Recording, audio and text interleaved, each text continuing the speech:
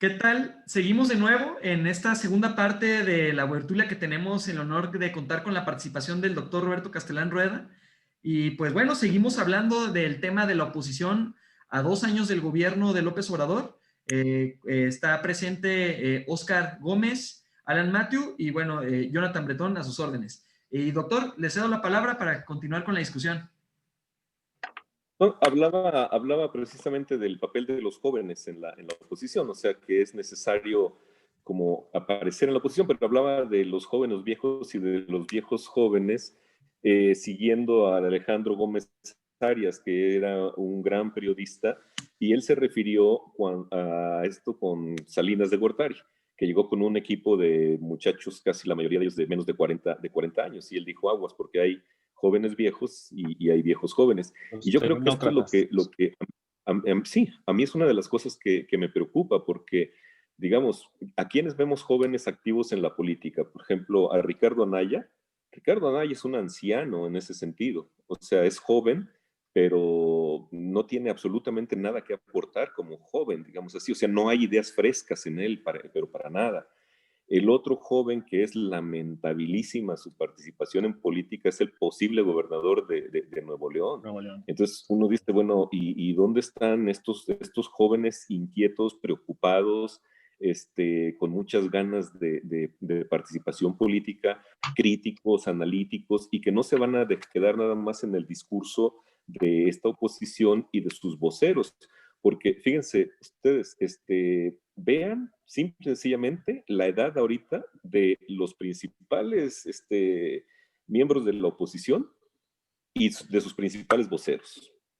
Sí. Y de la oposición misma. No los bajas de 50 años. Sí, tú ves, Calderón, Fox, quien quieras. ¿Cuál sería el único más o menos joven? Pues a lo mejor este señor de aquí de Jalisco, ¿cómo se llama? Enrique Alfaro. A lo mejor es de los más jóvenes y bueno, pues anda juntándose con personas perseguidas por narcotraficantes como el gobernador de Tamaulipas. Entonces, pues no creo que estos jóvenes que andan ahí tengan algo que aportar a la oposición. A mí me preocupa muchísimo el problema de la oposición. Yo creo que la oposición debe de renovarse, debe de fortalecerse y todo lo que dije con anterioridad por una sencilla razón. Podemos caer en el esquema de la oposición en Bolivia, por ejemplo, que es una oposición golpista. O sea, es una oposición que cuando le quitas tú las posibilidades de participación política dentro del esquema electoral de un sistema democrático, se radicaliza. Y yo tengo mucho temor a que esta oposición pueda radicalizarse para mal. Por ejemplo, desde hace 2 años se estaba buscando de que no llegara al 1 de diciembre. O sea, ese fue un objetivo clarísimo de la oposición y eso no es democrático. No porque esté el peje en el gobierno, no es democrático. O sea, tú no le puedes apostar a que el peje lo hizo inclusive también, que esperaba, pero con mucho menos fuerza, que esperaba que Peña Nieto no llegara al primero de diciembre. Eso no es muy democrático, o sea, es un planteamiento hasta golpista, por así decirlo. Y ahora lo que dijo Claudio X González en un tuit, lo que tuiteó, a mí me llamó mucho la atención porque dije, bueno, estos realmente están buscando el golpe, porque dice, no, ya no se va a poder soportar otros 4 años igual. O nos preparamos para el 21, para el 6 de junio del próximo año, o esto no puede seguir así. ¿Qué te está diciendo con eso? Entonces, para mí es muy preocupante que una oposición, que ella misma, que esa misma oposición, se cierre las posibilidades democráticas que puede existir. Ahora bien, insisto y termino con esto, yo creo que se le ha dado una muy mala lectura. Por ejemplo, cuando nosotros hablamos decimos, se le ha dado un mal manejo a la crisis sanitaria, a la crisis de la COVID. Dice, sí, de acuerdo. Si la dejamos hasta ahí estamos mal, porque luego no nos ponemos a pensar, ¿y por qué, a pesar del mal manejo a la crisis de la COVID, crece en popularidad el presidente en lugar de decrecer? ¿No es una contradicción? ¿No es medio absurdo? Entonces Claro. decimos, a ver, sí, sí le está dando un mal manejo, pero ¿qué hace que ese mal manejo no sea tomado como tal o no le importe a mucha gente y crezca su popularidad? ¿No será una Digo, cuestión de no vamos, percepción? Una cuestión del no lo, manejo de discurso, una cuestión de los significados que manejan desde el poder presidencial. es que a eso me refiero cuando digo que lo que hay que hacer es análisis, no una crítica directa Claro. nada más. O sea, porque lo que hace, por ejemplo, puse el ejemplo de Riva Palacios. Bueno, entonces podemos decir, ah, son unos brutos, por no decir de otra forma. Aunque dice Superficial. Jonathan, podemos usar malas palabras. Pero Sí, entonces, claro. sí, caer como dice, ah, no, pues es que están idiotas. Ay, ¿cómo vas a apoyar a este tipo que no sabe manejar una pandemia? Están tontos. No, ponte a pensar en el por qué. Digo, un Dice analista Macario político, Esquetino, un ¿no? historiador, Como dice Macario ¿cómo? Esquetino, dice, pues por eso es por lo que votaron ustedes, ¿no? O sea, como hasta todavía echando la culpa de... Exacto, sí, ustedes que están tontos, ustedes que están idiotas, sea el 50%, el 60, el 70, 30 millones, 12 millones, 15 millones, son unos estúpidos. No, el análisis no puede partir de, de esas formas de exclusión, de decir tú eres el tonto y nosotros somos los inteligentes. Pues por eso están así. O sea, Claro. porque no saben leer, porque no quieren entender, para nada, ¿no? Entonces, yo sí sugeriría que la oposición, y por eso me preocupa, ¿no? Porque por otro lado, pues yo diría, bueno, el PAN, yo no tengo ninguna relación con el PAN, con el PRI, o sea, pero sí me preocupa porque lo que se puede estar gestando, digo, y vean ustedes a este señor, el de Frena 1 y al otro, al de Frena 2, su discurso llega un momento en donde tú dices, bueno, la Aileo, no me acuerdo cómo se llama, la que fue presidenta de Bolivia, que casi con un golpe de Estado también, dices, bueno, ella era súper demócrata comparado con estas personas, ¿no? De ahí mi preocupación con la democracia, por la oposición, porque no veo que esté haciendo realmente cosas para, mm, para sostener la democracia en México. Con esta Tendría que ser, presentación que está haciendo, doctor, a mí se me ocurre preguntarles lo siguiente, ¿no? ¿No será que todo esto que usted habla respecto a esa carencia de que hay de hacer análisis, ¿no? Más bien un antagonismo, una oposición, pero bien sustentada en el análisis, ¿no será fruto de esta, pues, muy nueva democracia y nueva como que además que apenas como que anda medio cuajando, ¿no? De un régimen de partido hegemónico, ¿no? Bueno, lo debatió por ahí Octavio Paz con Vargas Llosa, ¿no? Entre la dictadura perfecta. Leonardo Morlino le llama régimen híbrido, ¿no? Y bueno, hay otras maneras para catalogar ese gobierno que se tuvo en México durante mucho tiempo, que es completamente sui generis, ¿no? Y hoy en día, pues estamos expuestos ante una realidad en la cual no tenemos, hablamos de que como seres humanos o como mexicanos todos tenemos un priista dentro, por ahí se ha dicho muchas veces, pero no tenemos una oposición dentro, ¿no? Entonces, ¿no será todo esto parte de la configuración que generó este sistema político democrático medio incipiente? ¿Qué opinan ustedes de eso? yo creo que tocaste un tema clave, porque ahorita la oposición no sabe ser oposición, o no ha habido oposición. Mira, la única oposición que ha existido en México desde que tenemos este tipo de sistema es el PAN. O sea, el panismo fue oposición y fue una oposición ciudadana muy seria. ¿Qué pasa con el panismo? El panismo llega al poder con Vicente Fox, luego continúa en el poder con Felipe Calderón y se les olvida hacer oposición y se acomodaron perfectamente en algo que es completamente dañino a la democracia, que son las componendas, las famosas concertaciones, los acuerdos debajo del agua, el reparto de cuotas. Por qué creen que López Obrador, por qué creen que le funciona a López Obrador su discurso cuando se burla del INE? Pues porque la mayoría ve que efectivamente que el INE es producto de una concertación.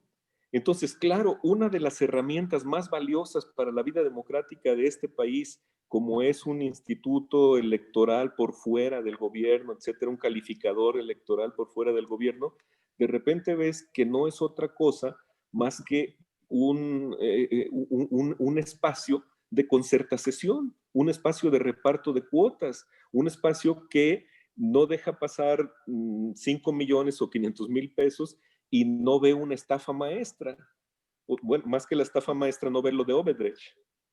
O sea, no ve ese dinero. Entonces, por eso también se filtra mucho el discurso de López Obrador y no son tan contundentes sus críticas ni las defensas a estos organismos autónomos o independientes, porque cuando los revisamos, vemos que, bueno, sí son autónomos e independientes, pero luego vemos que cada uno de los miembros de ahí tiene su hilito que está jalando un partido político. Entonces, lamentablemente la oposición de ahorita nunca ha sabido ser oposición. ¿Cuándo fue oposición Claudio X González? ¿Cuándo fue oposición señor de FEMSA?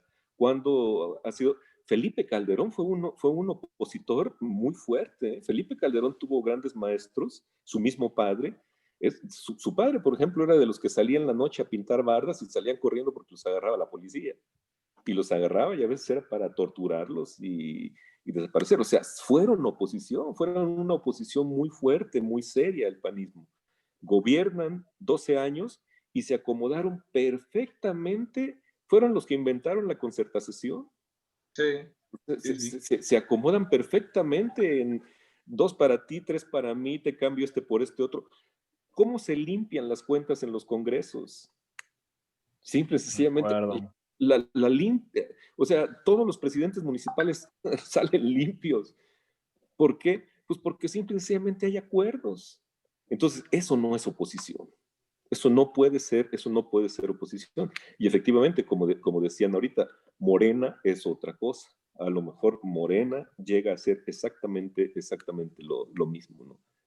Sí, o probablemente ahí radica el miedo, ¿no? De la ley de oro de la oligarquía que decía Michaels, como ellos en algún momento se cimentaron como oligarquía y como esto puede generar una rotación de élites, entonces lo que los cimbra y dicen en este momento que se consolide esa élite, nosotros quedamos excluidos.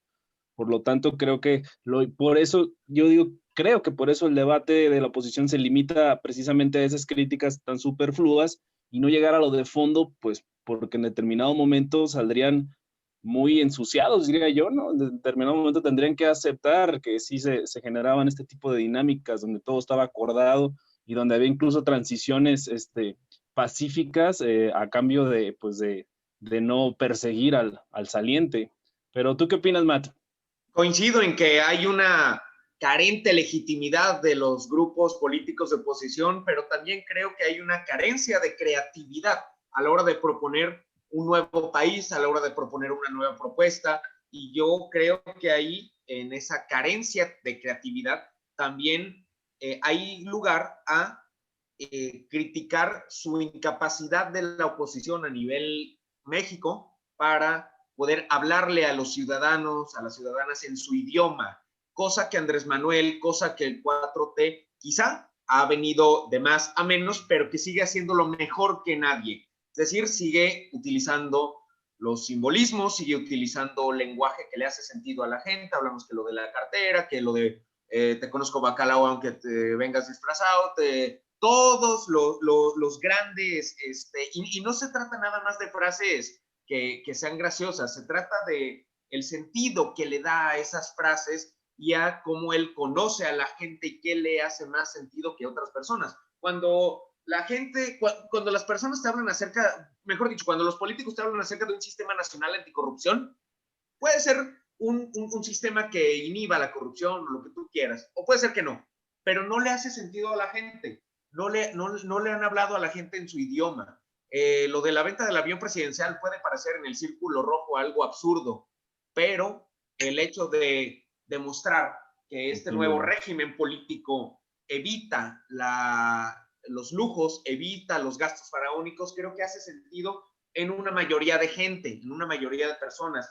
Y la oposición no ha sabido utilizar el discurso político y no ha sabido presentar propuestas que hagan sentido, pero que también sean una propuesta contrastante, no nada más criticar por criticar, como lo decía bien el doctor. Ahora, el tema de hablar acerca de categorías políticas, hablar acerca de algo que hace muy bien Andrés Manuel López Obrador, la pedagogía política, en sus términos, maniqueísta manipuladora, pero que lo hace muy bien, es dar nuevos significados a la gente respecto de posturas que son perfectamente del dominio popular, pero que también tienen una relación con su plan de gobierno, con su concepción de gobierno. Entonces, me parece que creo que hace falta también hacer eso. El problema es que cuando hablamos acerca de neoliberalismo, no estamos hablando acerca de...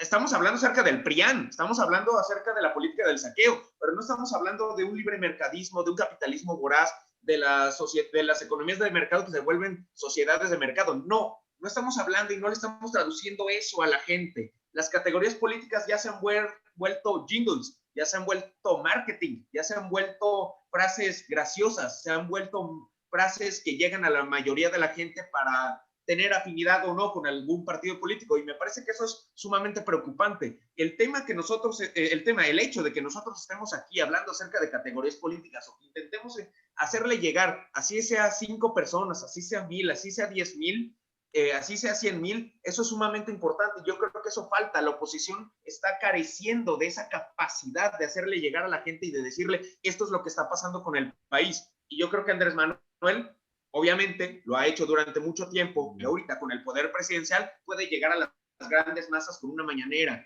y le hace sentido o no a la gente, pero mientras le haga sentido a la mayoría, pues como Gramsci ya estamos del otro lado con la hegemonía del discurso político. Eso le falta a la oposición.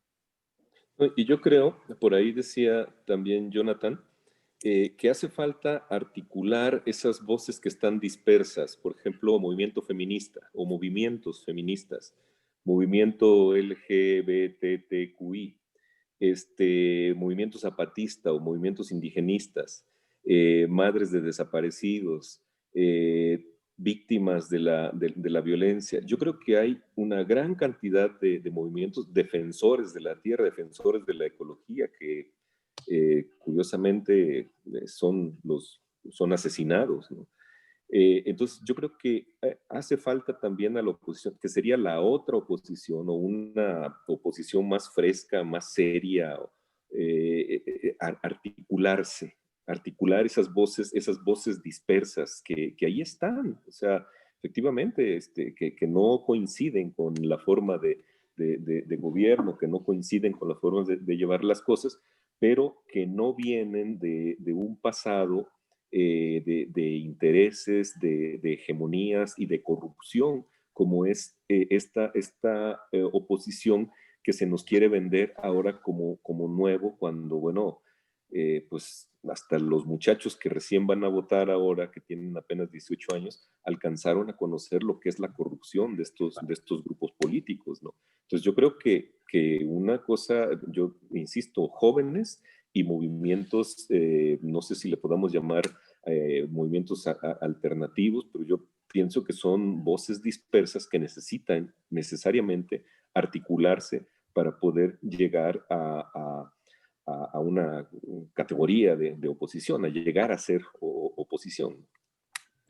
Como una especie de metaoposición, ¿no? Que va muchísimo más allá de los partidos políticos, que tiene sus ámbitos muy particulares. Ahorita hablaba del movimiento zapatista, del feminismo, ¿no? Que son esas voces que ahí están y que no van a dejar de poner el dedo donde se tiene que poner, ¿no? Entonces, claro, yo lo que percibo es que ahorita, bueno, recopilando acá las ideas que han hecho ustedes, ¿no? Es, por una parte tenemos a un político que es muy capaz de articular un discurso, además de llegar a esas fibras, llegar a la población, cosa que el resto de los partidos no logran hacer. Y por otra parte, tenemos a una oposición, ¿no? Entiéndase partidos políticos y entiéndase como todo status quo, ¿no? Que está detrás de los mismos partidos políticos, que tratan de ser oposición, pero si tienen un mal diagnóstico, porque al tener un diagnóstico incorrecto, al incurrir en el ataque, en el no análisis, como usted lo comentaba, con mal diagnóstico, pues no se puede efectuar una correcta estrategia, ¿no? Para con esto, pues sobreponerse. Vamos viendo si ahora, a partir de este segundo año de gobierno que hoy inicia, y además bajo un contexto electoral que definitivamente va a marcar algo, ¿no? En lo que es la agenda política nacional, cambia este entorno, ¿no? Respecto a la oposición. Si les parece... Sí. A mí me parece muy curioso, Jonathan. Perdón. No, adelante, adelante. Sí, adelante, Jonathan. No, adelante.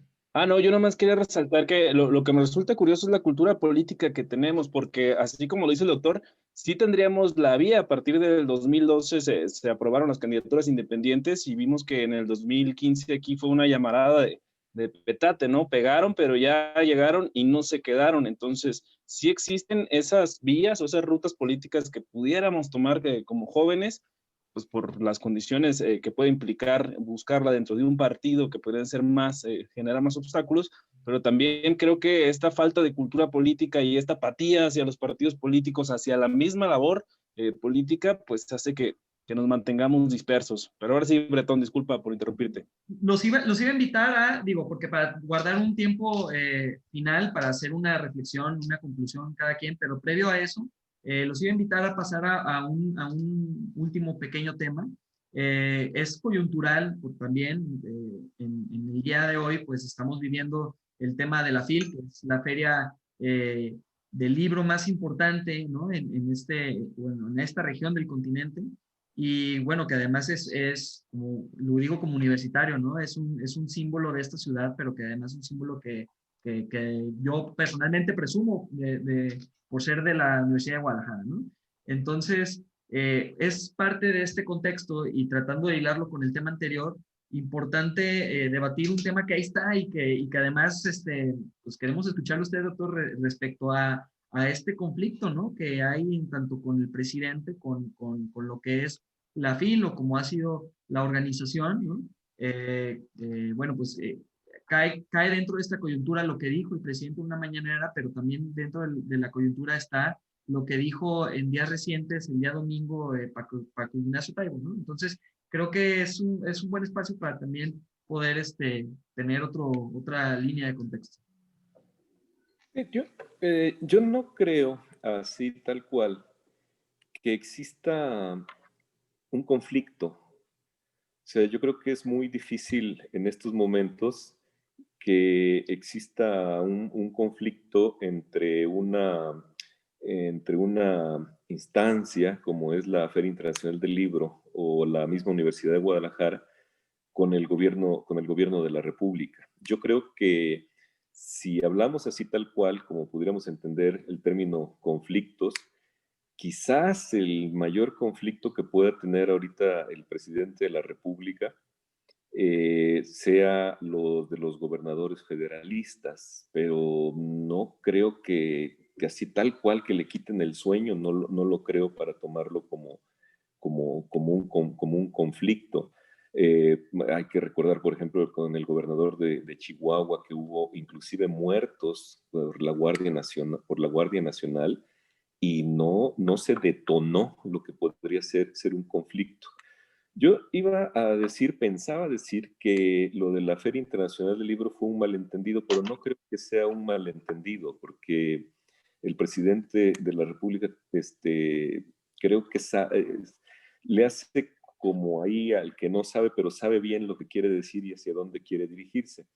Si vemos cómo empezó esto, fue de la pregunta de, no me acuerdo si un reportero o una reportera, que le hace una pregunta sobre su relación con Enrique Alfaro, con el Estado y todo, y él dice que, pues bueno, como él ha dicho siempre, no es buena, ni también como lo dijo con este Corral y todo, dice, no es buena, pero ahí estamos.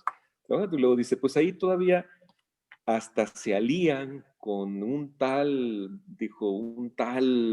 y alguien le dijo, es un tal Padilla. Yo ahí que veo, ahí como lo dijo hace rato Alan, el presidente ha mencionado varias veces a Enrique Alfaro, el presidente Cuca, se le ha aventado buscapiés y los otros caen. Es muy fácil caer en esas provocaciones del presidente. Entonces, en ese momento, él lo que estaba diciendo es, pues ahí está ese gobernador que, pues aparte se está aliando con este personaje, que además, pues, a lo que se han dedicado las ferias, las últimas 2 ferias, pues es a criticarlo. O sea, ahí se vio muy en el terreno de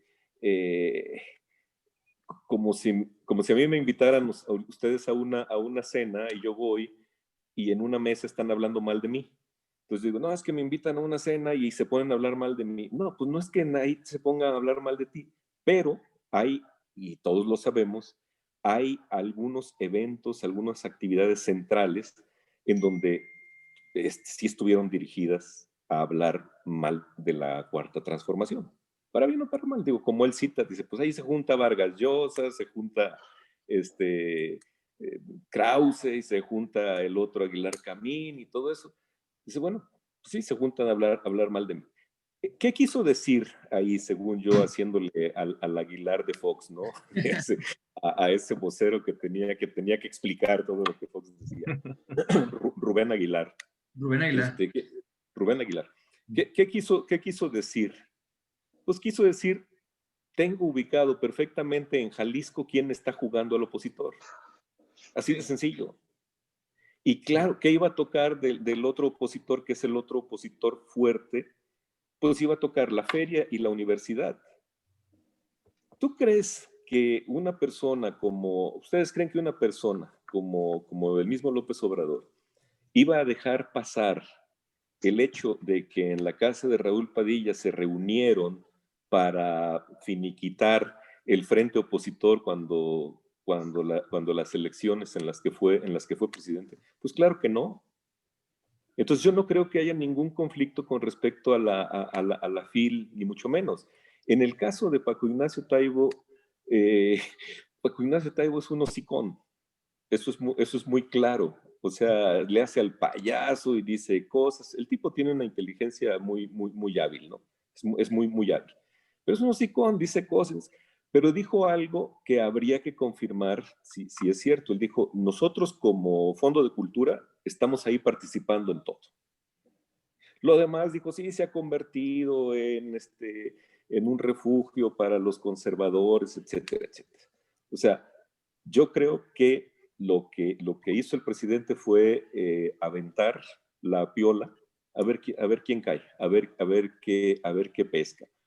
Según yo, lo que podría estar esperando, y sería un error, lo que podría estar esperando el presidente de la República sería una manifestación masiva de la Universidad de Guadalajara en su contra para pedirle más presupuesto o que no maltrate el presupuesto de la Universidad de Guadalajara. Eso lo está esperando para hacerlo como detonante y ojalá no cayera así tal cual la universidad, porque insisto,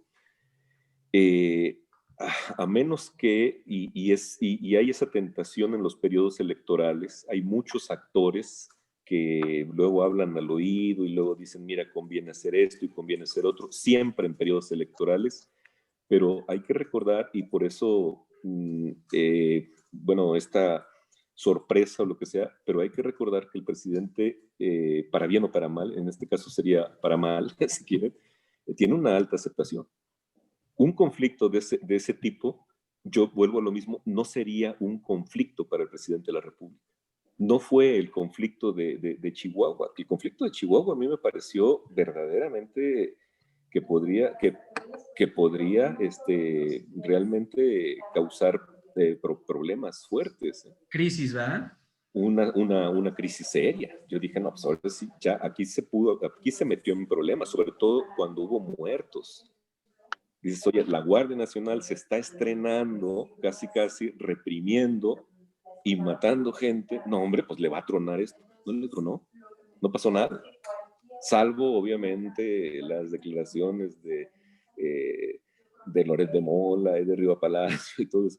Pero estas declaraciones ya no tienen mucho eco, mucha resonancia. Entonces, en este caso, pues igual, digo, ha habido muchísimas voces defendiendo a la FIL. Yo creo que ni necesidad hay de defender a la FIL, ¿no? Entonces, pues yo creo que en ese sentido yo no veo un conflicto, honestamente. Perfecto, doctor. Pues ahora sí entramos en la etapa final de esto. Nos quedan 7 minutos y medio. Entonces yo los invitaría a hacer una reflexión de cualquiera de los dos temas o de los dos temas. Entonces, bueno, es un reto importante, Bretón, pero lo vamos a lograr. Vas a ver. Mira, el tema este último, porque creo que ya hablamos bastante y creo que lo expresamos muy bien el anterior, el tema sobre lo de la FIL, yo creo que todo lo que ocurrió con las declaraciones del presidente respecto al líder moral, al cacique, como le quieren llamar, de la Universidad de Guadalajara, fueron un producto, una consecuencia del modelo de la mañanera. Y la mañanera tiene que ver con un actor fundamental, que es Jesús Ramírez Cuevas, este personaje que tiene un modelo de organización, de comunicación, de también conducción política y que ayuda y apoya al presidente de la República para una agenda política que da instrucciones al gabinete, que indica a los que apoyan en redes sociales a Andrés Manuel en dónde hay que pegar, que incluso sin requerimientos legales, pero que de facto funcionan como articuladores de política pública, articuladores de estrategia política, articuladores de una serie de acciones que derivan de la mañanera, y lo hemos visto. En la mañana se da algo en la mañanera y posteriormente hay acciones, y yo lo que veo es que no en todas las ocasiones, en algunas sí, hay un intento de estrategia política para que el presidente reaccione de tal manera para que se giren instrucciones de otra manera. Más concreto, se crea un modelo mediante el cual hay un guión, en ese guión se llevan a cabo líneas de acción con los periodistas, con algunos periodistas sí autónomos, sí ha ido Reforma, sí ha ido Universal, pero también estos nuevos medios alternativos con personajes que tienen preguntas, que las leen, tal cual, por Jesús Ramírez Cuevas. Incluso se ha visto que hasta está en trasfondo Jesús Ramírez. Le preguntan al presidente y el presidente reacciona. Vemos que algunas veces el presidente reacciona articuladamente con la estrategia de Jesús Ramírez y vemos en otras ocasiones, como en esta, en donde coincido con el doctor, dice el tal Padilla, es decir, reacciona más bien a sus instintos políticos. Yo creo que Andrés Manuel López Obrador es el político con mayor sensibilidad política, con mayor olfato político del país en los últimos 10 años, y ello hace que se confíe en que él va a dar la mejor resolución respecto a temas polémicos de índole política en el país. Y yo lo que creo es que no veo a Andrés Manuel López Obrador en una cacería de brujas en contra de la Universidad de Guadalajara. Tampoco veo que la Universidad de Guadalajara reaccione de una manera, digamos, no prudente como para salir a las calles, reaccionar, hacer alianzas políticas que vayan en detrimento o en una afrenta directa al gobierno federal. Yo lo que creo es que es una mañanera más en donde se delimita perfectamente de qué lado están los aliados políticos del presidente y de qué lado están la oposición del presidente. Es una anécdota, pero es una anécdota que nos deja mucho entrever para lo que se va a venir en las elecciones del 2021. Perfecto. Sí. Yo me quedaría con algo de lo que dijo al principio el doctor con su intervención, que es necesaria la pluralidad para las democracias, ¿no? Que necesitamos tener las voces sonando en los espacios de toma de decisiones. Entonces, creería yo que deberíamos de ir enfocados hacia un gobierno de leyes y no este gobierno de unipersonal que parece ser que se repite, ¿no? Que vemos un caudillo, por así decirlo, porque así lo vemos, ¿no? Vemos que la figura es López Obrador y pues ya por otro lado está el partido. Entonces, creo que sí debería abonar para la cultura política, que debería de haber una pluralidad y que debe haber estas garantías que se den en los espacios de toma de decisiones para que entren otras voces, ¿no? Las minorías políticas que empiecen a retomar fuerza y que no por llegar en condiciones desfavorables a un Congreso no puedan proponer ni pasar ciertas iniciativas, ni ser esta alternativa, como bien lo dice el doctor, que funcionen ya la oposición como tal, como una alternativa hacia el gobierno en turno, pero que no se metan en la misma dinámica que no aporta absolutamente nada. Yo por mi parte no tengo nada más que aportar, le agradezco mucho, doctor, y a ustedes por tenerme aquí. Bretón. Bueno, pues yo hago un cierre muy breve para ya dejarle los últimos minutos a usted, doctor. Bueno, sobre este último tema, yo lo que sí veo es también y coincido con usted, es un intento por cucarlo, ¿no? Para ver quién muerde el anzuelo y a partir de ahí, pues creo que el presidente se siente muy cómodo en ese terreno. Destacar que pues la FIL es un espacio donde convergen muchas ideas, ¿no? Pero también es un espacio donde al mismo tiempo pues han coincidido muchos personajes de lo que hace, y tratando de hilar con el primer tema, ¿no? De lo que hace rato en la conversación nosotros determinamos como esa oposición o esa oposición mediática. Entonces, bueno, además, esta especie como de crítica cae en el momento perfecto, justo a días de que diera inicio la FIL. Creo que lo que va a pasar en estos días es, pues seguiremos escuchando esas voces, ¿no? Ya son cada vez menos las voces que hacen un juicio objetivo de defensa del presidente, pero también son pocas las voces que hacen un juicio objetivo de crítica al presidente. Entonces, creo que en ese sentido, y haciendo un corte de caja, pues perdemos todos, ¿no? Sí habría falta escuchar o buscar voces que hagan una crítica constructiva, tanto en contra como a favor. Pero bueno, yo creo que ya con el tiempo encima no me resta más que agradecerle, doctor, que haya estado presente, y no sé si quiera decir unas palabras finales. No, al contrario, nada más agradecerles la invitación. Me da mucho gusto charlar con jóvenes, y a mí sí me gustaría que se quedaran con esa inquietud de que, bueno, ya los jóvenes necesitan aparecer más y con más fuerza y con sus propias motivaciones, porque dense cuenta, pero a final de cuentas, los jóvenes que participan actualmente en política simplemente están respondiendo a intereses que ya no son ni de su generación, ni de su época. O sea, ustedes, los jóvenes ya rebasaron esta época de las que hablan muchos políticos, pues ya de mi edad y todo eso, ¿no? Las cosas cambian, han cambiado muchísimo, y bueno, aprovechen ustedes esos cambios. Yo creo que de las épocas de crisis, de las épocas difíciles, digámoslo así, o de cambios, pues lo que tendrían que hacer es aprovecharla, sacar algo sustancioso de ahí, y no dejar la política en manos pues de personas que tienen intereses que además ya hasta caducaron generacionalmente, ¿no? Entonces, yo les agradezco muchísimo, y bueno, pues aquí estamos a sus órdenes. Gracias a usted, doctor. Los invitamos a seguir en nuestras redes sociales esta conferencia y todas las demás charlas que hemos tenido, tanto en Webtulia como los programas del Estado del Estado, como el Estado en tus oídos. Muchas gracias a todos. No sé si quieran añadir algo más. Nada, yo nomás comprometer al doctor a que me firme mi libro del rector y también el de La niña y el sacerdote. Con mucho gusto lo hacemos. Ahora que se acabe la pandemia, que por Y decreto alguien decrete